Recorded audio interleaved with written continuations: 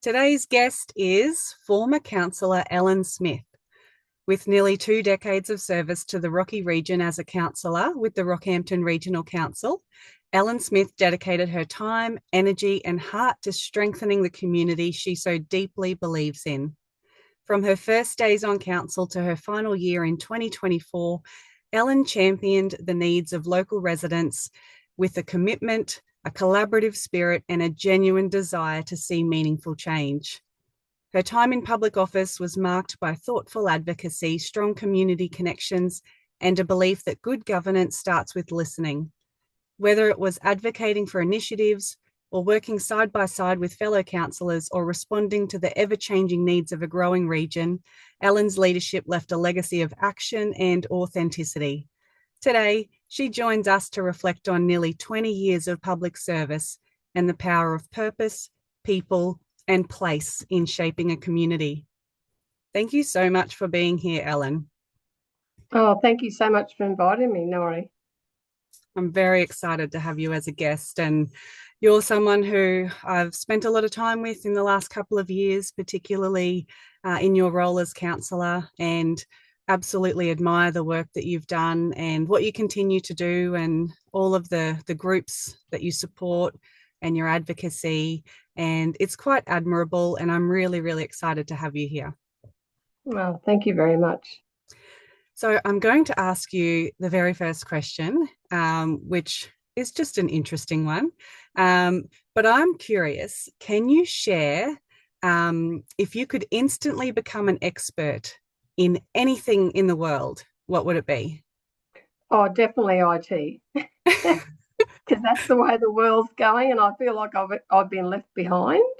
Mm. Um, when we first got computers, and I worked in a service fuel depot office, and we're actually that's in the 90s, in the early 90s and mid 90s, and we're actually sending emails to our office in Emerald before emails were ever invented. So I feel like I started out, way ahead of everybody else and ended up way behind everybody else, because I suppose my life went in a different direction for a long time, and then computers were just taking over the world, and you had to be pretty switched on to know how to use them. And now it just frustrates me when I don't know how to do something on my computer. Mm.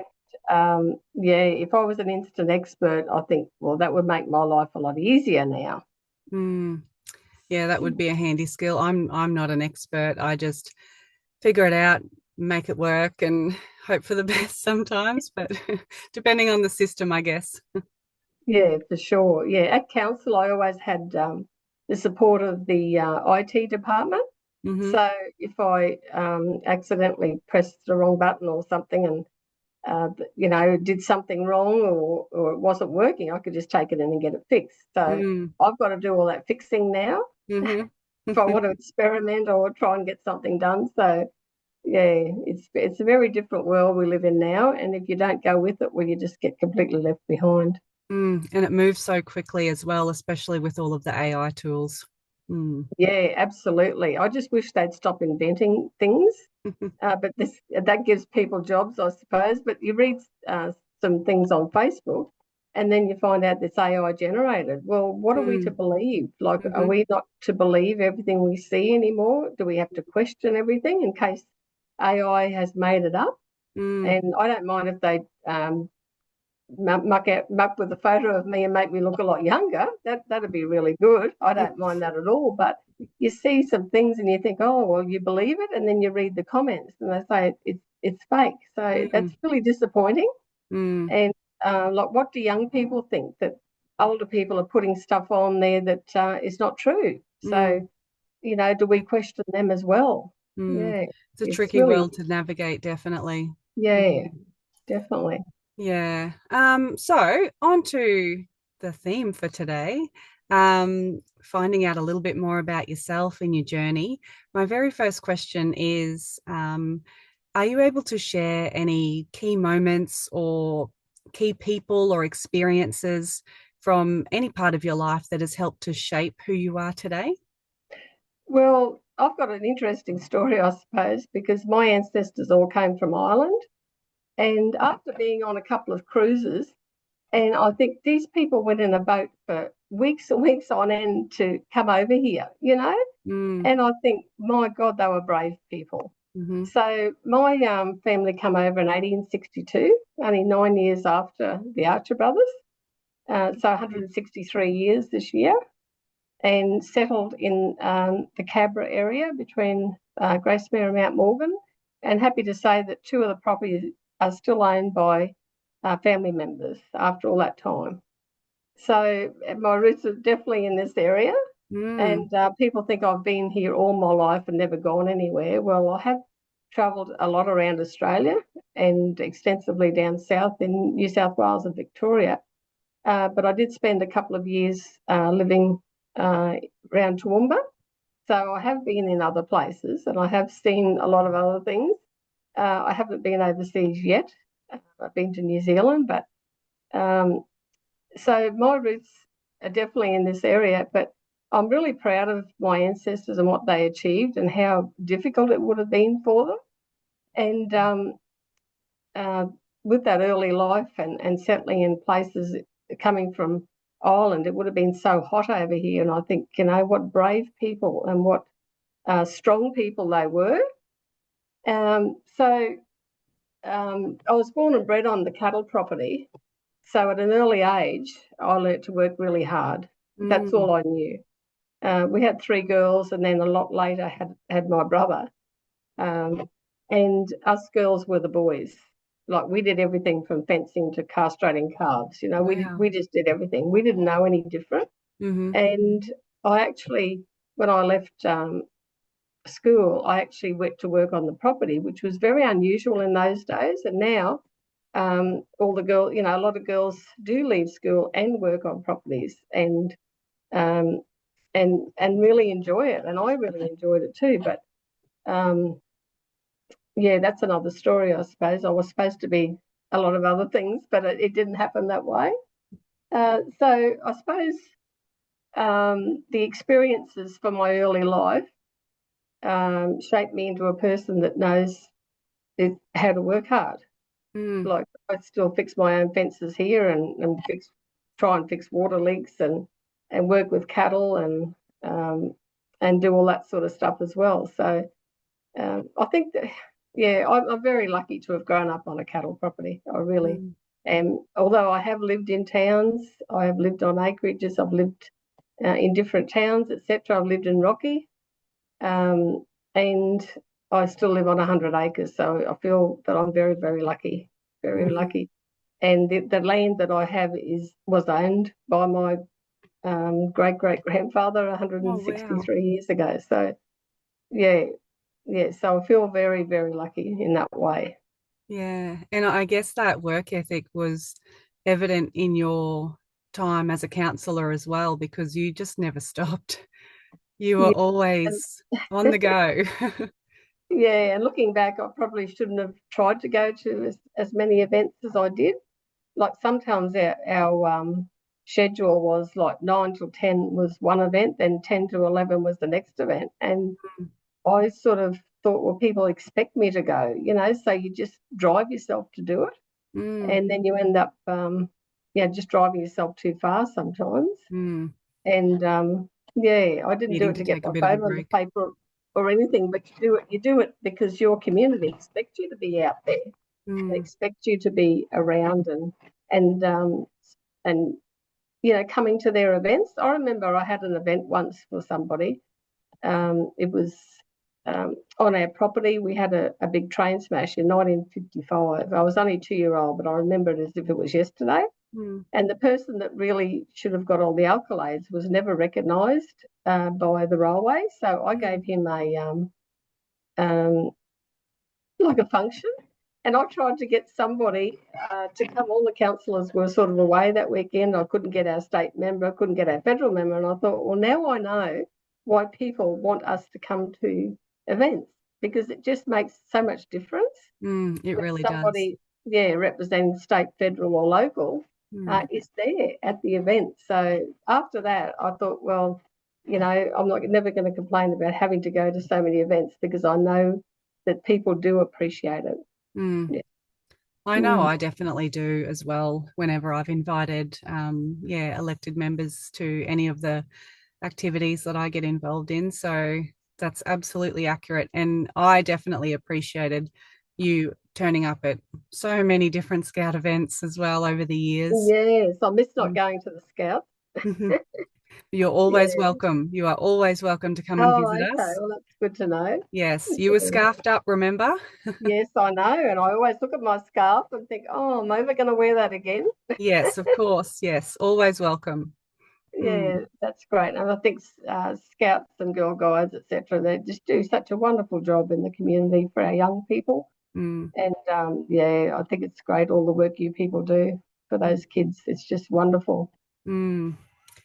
So, thinking about your journey into, or just your journey in life in general, but heading into that counsellor world, what inspired you to do what you've done over the years, other than having, growing up on the cattle property and having a really good, strong work ethic? What sort of shaped that decision and led you down that path? And how is it helping in deciding what you're doing today?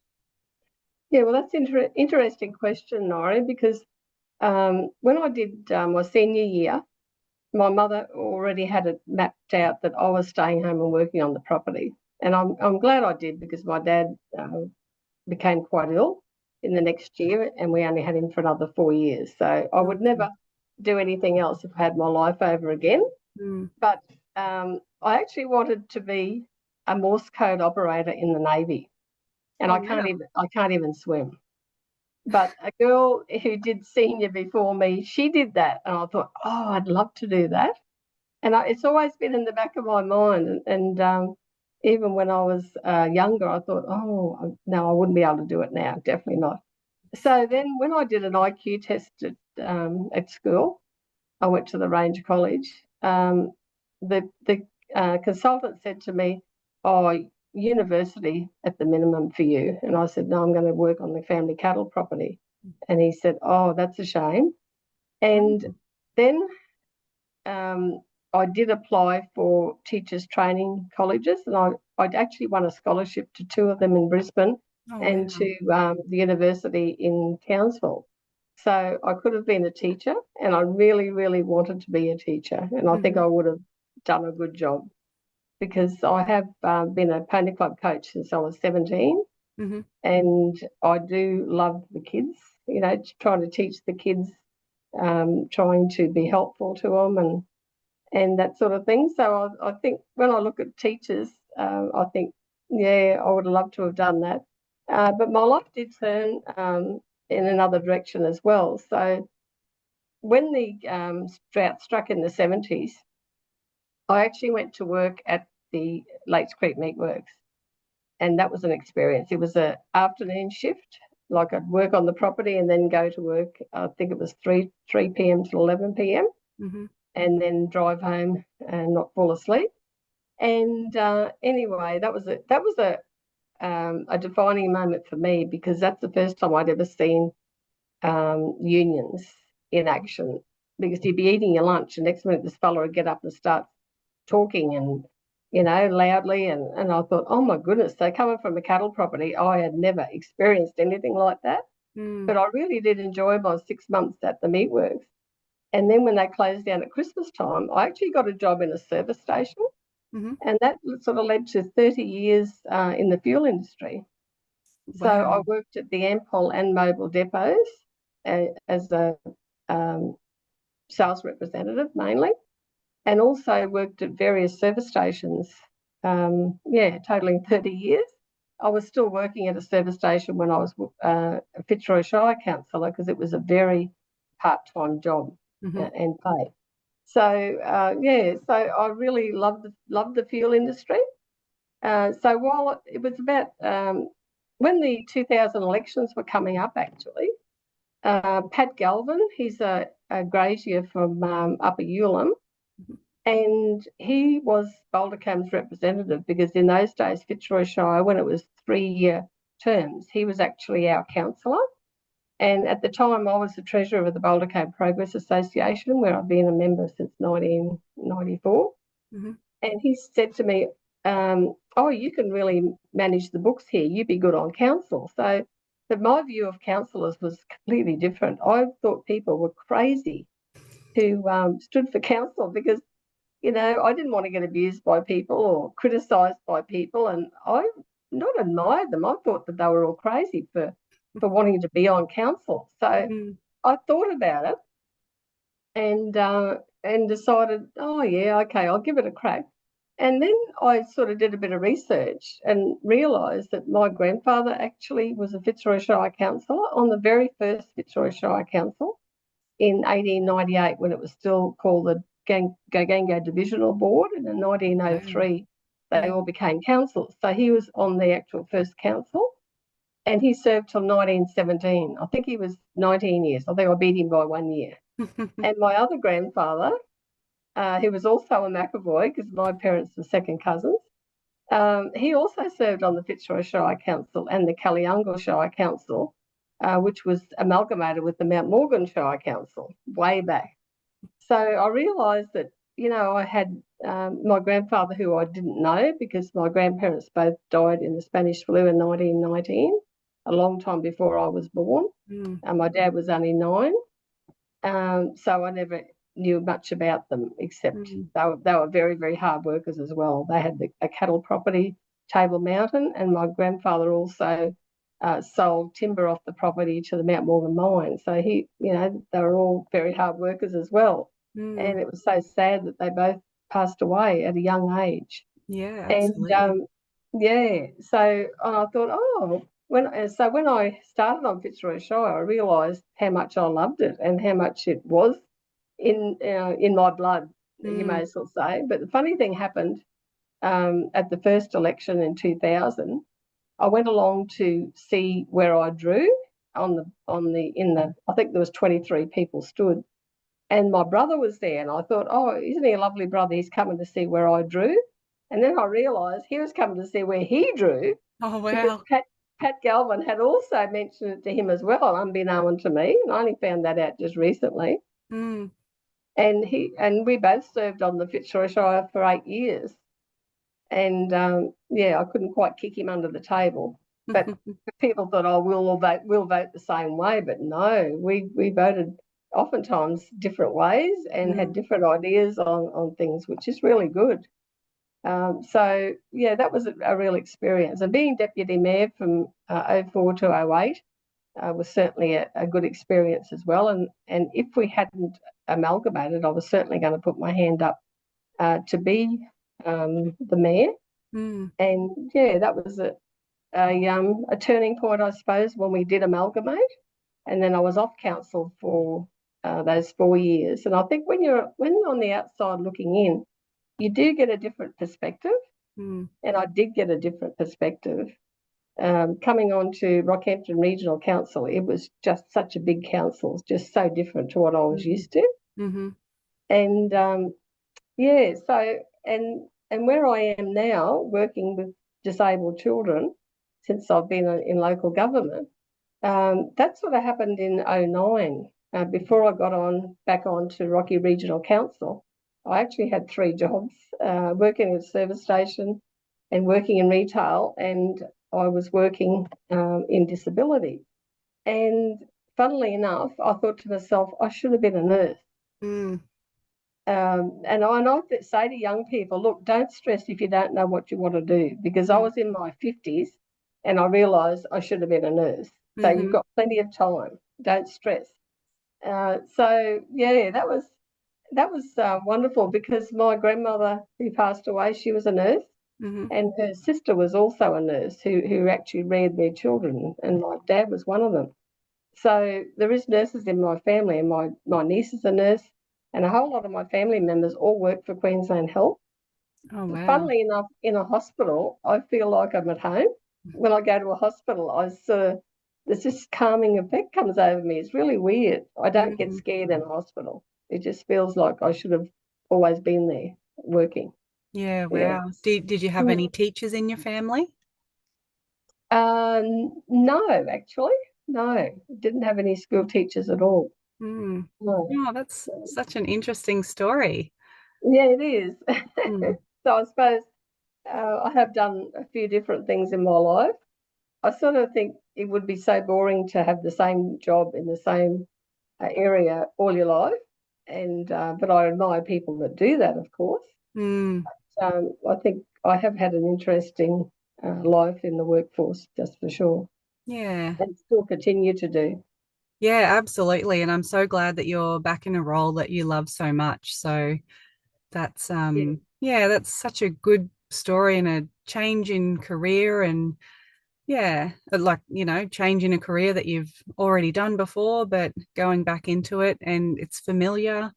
And yeah, yeah, that's yeah. such a good outcome. And Um, funnily enough, I talked to even my sister's, one of them, and she's had three children. And she said, "Oh, I couldn't do what you do." And I said, "But you've had three children." mm, You mm, know, and then other people say, "Oh, I couldn't do that." I said, "Yes, you could. You've done it with your own children." But they say, yes. "Oh, no, what you do is completely different." So, Mm, yeah, but I work with some wonderful people and all committed. And mhm, yeah, it's a wonderful job to be in. mm. You feel like you've really done something for people. Making a difference in someone's life pretty Yeah, much every shift. Mm, yes, mm. definitely. No, that's great. So, how do you think living in our region in particular has shaped your story? Obviously, you've got really deep roots here and a lot of family history. But how has it contributed? Like, as you know, every community is different. There's no one size fits all solution for every community. But yeah, just curious how being here specifically in central Queensland has shaped that story and what does community contribution mean to you?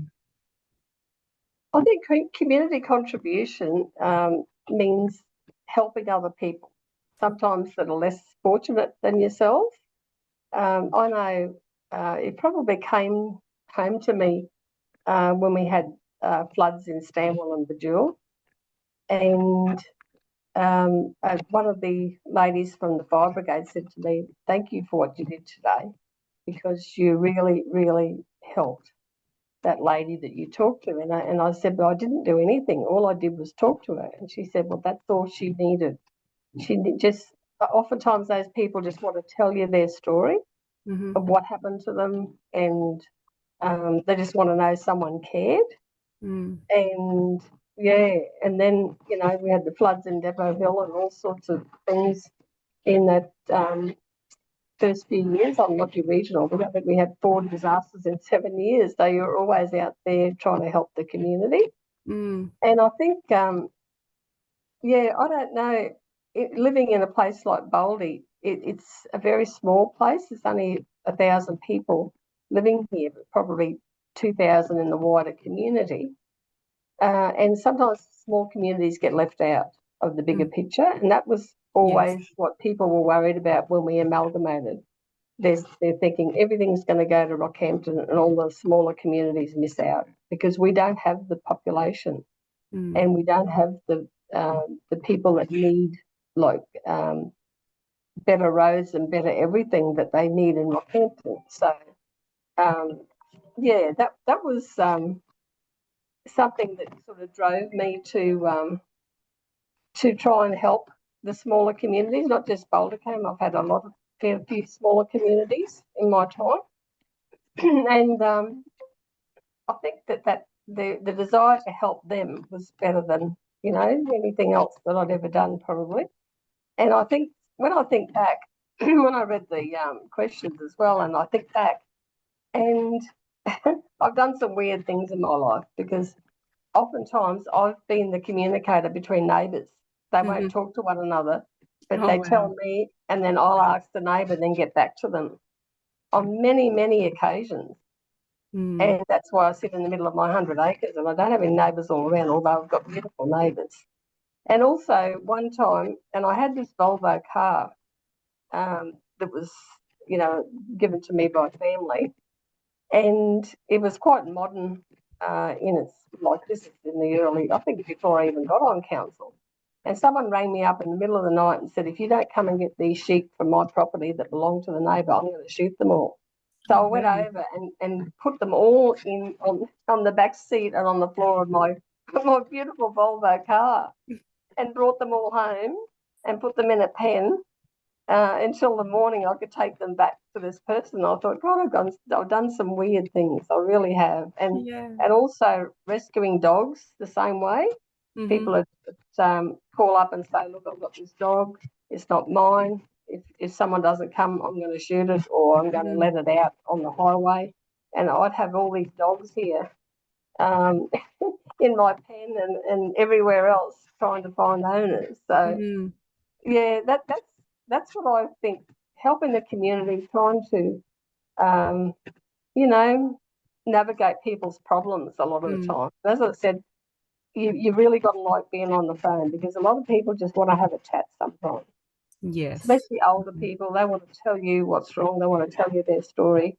And you've got to listen and do what you can for these people, and then be prepared to go and see them and sit down for an hour with a cup of tea, Do you still find you get phone calls from people? Obviously, you don't have the council phone anymore, but you with only 1,000 people, maybe 2,000 in the wider Boulder Combe community, do you still find you have that connection in the area that you served?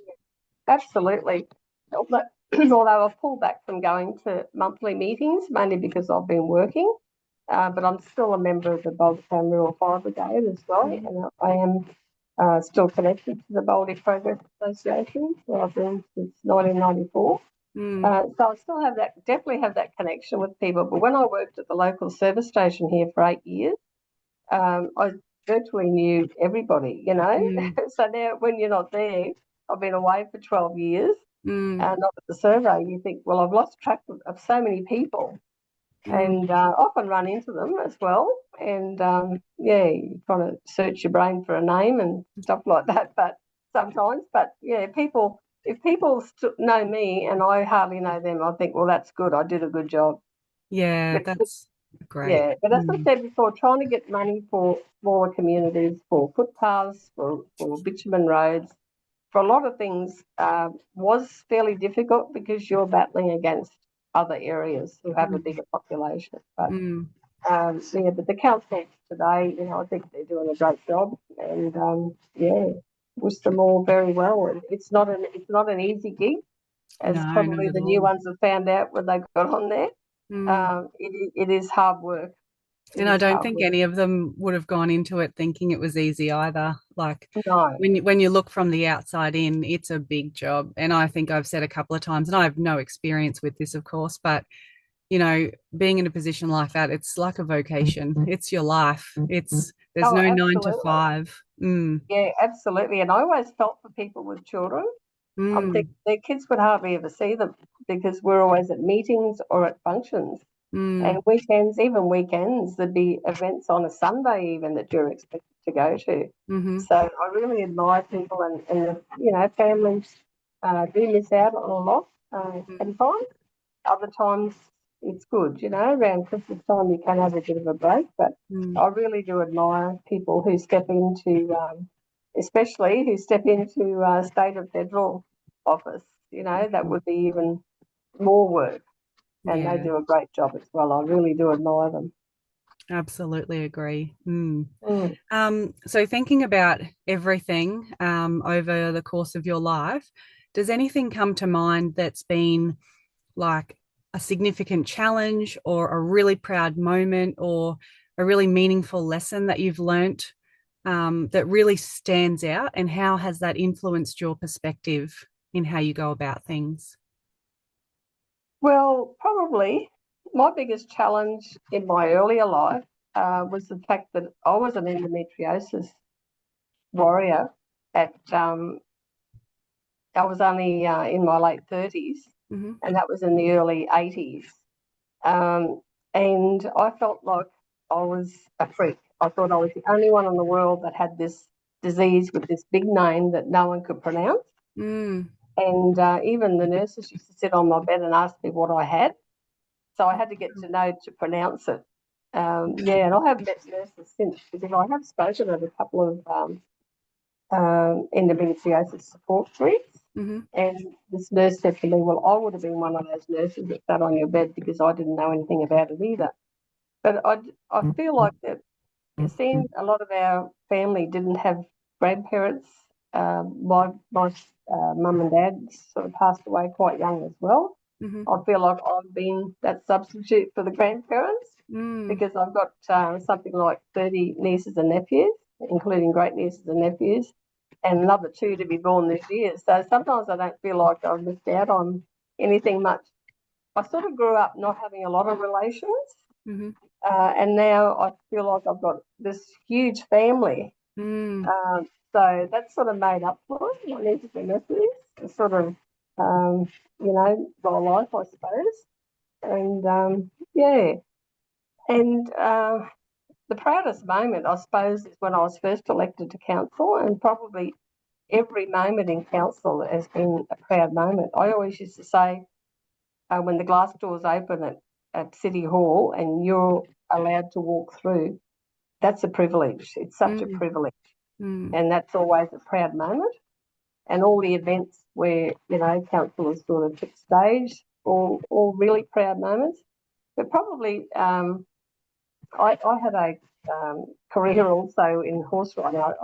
I competed with horses for 25 years, Mm-hmm. in amongst everything else. Wow. As school kids, we'd ride the horses in the morning, and then as soon as you finished, got off the bus and got home, you'd be back on your horse. So probably my defining moment, and people still ask me about it. I won the first ladies' race at Wilpinus races in 1975. It's 50 years ago this year, Wow. That's and that so was a good. really proud moment when I stood there and accepted the prize, which is a beautiful Duchess set that's still on my Duchess today. I'm very Oh, proudly wow. sitting there. So that's a really proud moment. Um, I don't have many meaningful lessons, because I always say that I don't learn lessons. I keep making the same mistake. And how's it influenced? Like, yeah, a lot of things in my life have influenced my perspective, Mm-hmm. but I think the perspective of growing up around Rockhampton, I think how lucky are we? And when you're growing up, oftentimes you feel like Rocky's not a good place, because a lot of people say, "Oh, I'm going back to where I come from. It's too hot up here, or it's too Mm. something else." But a lot of people have done very well in Rockhampton, and worked hard, had very good businesses, very good cattle properties. Mm. It's just a Agree. wonderful place. It really is. A lot of people are finding that out. Mm. And, when you love a place as much as I did, when we were kids, like you shopped in East Street, well, it's just a wonderful place. And I think that really influenced me probably to stay here. I never ever wanted to go away. I never ever Mm. wanted to live anywhere else. I was influenced to go down south to Toowoomba, and places down there to live, and I did for a couple of years on and off. But I always came back to Rocky, always came back here, and I think, my perspective of living here is just, I think, well, we're the luckiest people in the world. I agree with you. Absolutely. I'm a self-confessed Rocky tragic. Yeah, for sure. And I did go away as well for a short time, but then I came home. Yes, yes. Mm. And funnily enough, a lot of kids that I either went to school with and they went away, or even I did pony club with in the early 60s, and even a lot of kids from Mount Morgan that I did pony club with. And when the mine closed, they went and worked in the mines for 30, 40 years, Mm. and some of them have come back to this area to retire. And I Oh, think, nice. isn't that great when people come back? Mm-hmm. I love to hear stories about when people say, "Oh, we went away, but yeah, we came back to Rocky. We Mm-hmm. want to retire here. We wanted our kids to grow up in Rocky the same as we did, enjoy Mm. the same things that we did, and we're only a short distance from the beach. It's just a wonderful area." We're so lucky. We've got the bush and the beach, and if you can tolerate summer, then it's great weather the rest of the time. Yeah, absolutely. Mm, Absolutely. Yeah, especially now. That's why all the southerners come up here for winter. hmm. So it's just such Beautiful good weather. weather. Yeah. Yes. So my final question for you is, what advice or what sort of legacy would you like to leave or share, sorry, with the next generation? Well, yeah, I think about young people a lot. And even at council, a few times I've said, maybe we should ask the young people what they think, because oftentimes they don't think like us. And I Mm, always say when they come into an organisation, let them do the job. Don't invite them in and then do the job. hmm. Let them do it. They do things differently to us, but if the result's the same, well, it doesn't matter. I would like to say to young people, don't wait till something affects you before you get involved in the community. Get involved in your community so you know what's happening. Sometimes it's only when something is happening in their area they don't like that they get involved, and Mm, oftentimes then it's too late. We, volunteers are getting older, same as hmm. I am, and they're getting tired. They're getting really tired. Look, you've only got to look at how many clubs have closed down, how many Lions clubs even have Yeah. amalgamated, and it's really Mm, sad. it is. And It's very these hard. people have done wonderful jobs over the years in helping the community and doing things for the community to save council having to do it even. Mm, And and I always say, and someone said to me even 10 years ago, you know what, young people are going to go past a place in years to come and they're going to say, oh, they used to have a good event there once. mm, And I think that some events are just going to fall by the wayside if young people don't stand up and start volunteering. mm, And and I know that a lot of them have, and that's wonderful that they have, and I praise them for that. And I'm sure a lot of these people that have stood up have started enjoying what they're doing. mm, A lot of times I see it in show society because I've been around shows for a long time. It's intergenerational. mhm, Like their great grandfather was the president, then the grandfather, then the father, and the young people will stand up then and they'll be the president. I've seen that a lot, mm, but I've also seen places where nobody wants to do the job, and that's really sad. So mm, I would like to think that young people can get involved in the community because sometimes, it's too late if you don't. But mm, also, it's your children. Like their kids are the mums and dads of tomorrow. They're going to be our counsellors. They're going to be our GMs, our managers, and things like that. Or you know that having children, they're going to be our future leaders, and they need to get involved in the community because. And we have got some wonderful young people out there, and very, very smart young people, very, very driven young people. And I know I go and often watch my great nieces and nephews play sport, and I think how wonderful that we put money into this place. And all these people are out here on a Saturday morning mm, enjoying themselves. That's what I love to do, go around a lot of these and sometimes you think, oh, that was a lot of money we put into that club. But when you see so many people enjoying themselves in Rocky and you absolutely. get all the kids coming in from the rural areas as well, and even in Gracemere, they have some wonderful clubs there as well, and sports Mm, clubs and footy clubs. And you think, well, this is really great. We've got kids off their computers; they're not on their phones. They're wanting to get out here and play sport. I think sport has always been a big thing in the Rocky region, mhm, and I think Rocky Regional Council has left a good legacy of sporting venues to be used, for the next 100 years or more. So I think the next generation is really lucky that we have worked hard to get a lot of these facilities for them. But I'd like to see more younger people like even in the 30 to 50 age group, become more involved in the community for the sake of their kids. mm. And it reminds me of one of my favorite things that I like to say and write. Volunteering is the ultimate act of democracy, because you essentially get to vote every day for the type of Yeah, community that you want to be a part of, because you're yeah, actually there and you're making change and you're making things happen and you're contributing, and remembering that there's a world out there that's much, much bigger than us. yeah, exactly. Mm, Yeah. Sometimes yeah. when you're away volunteering, I just spent the weekend at a pony club school Mm, to hone some more, some more talents and help the kids. hmm And I think, oh, I could have been at home doing all my work on my property. But I thought, no, it was better that I was at that school. We gave up the mm, whole weekend. Well, people do this every weekend.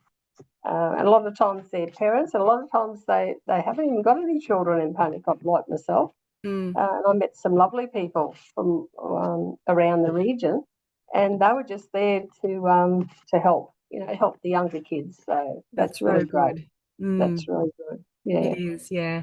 We need to find all of those people and leverage them to inspire everyone, to look at what it is that they can contribute, because it's very, very rewarding when, yeah, you just can't buy the kind of, personal development and impact that you can get from volunteering and contributing to a cause greater than yourself. Mm. yeah, absolutely. And I always say everybody has a talent. Hmm.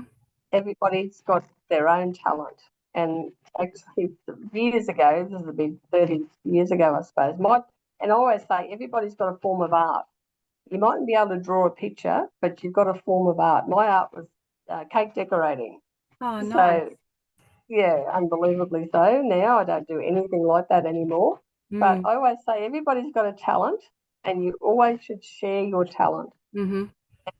I know a lady that plays a musical instrument by ear, and I always thank her for sharing that with with the community. Just Yeah. just to share it, share that talent that they have. Yeah, Absolutely. And it brings smiles to people's faces. So, yeah, absolutely, why not share it? But yeah. yeah. Um, Thank you so much for being a guest on my podcast today. I've really loved listening to everything that you've shared. I've learned so much about you. And I look forward to continuing to see you out and about and connecting, and yeah, just watching the great stuff that you do with the Pony Club and all of the committees that you're a part of, and even not in an elected role anymore, but still contributing greatly to our Rocky region. Yeah, thanks, Diane. Thank you Thank you very so much. much.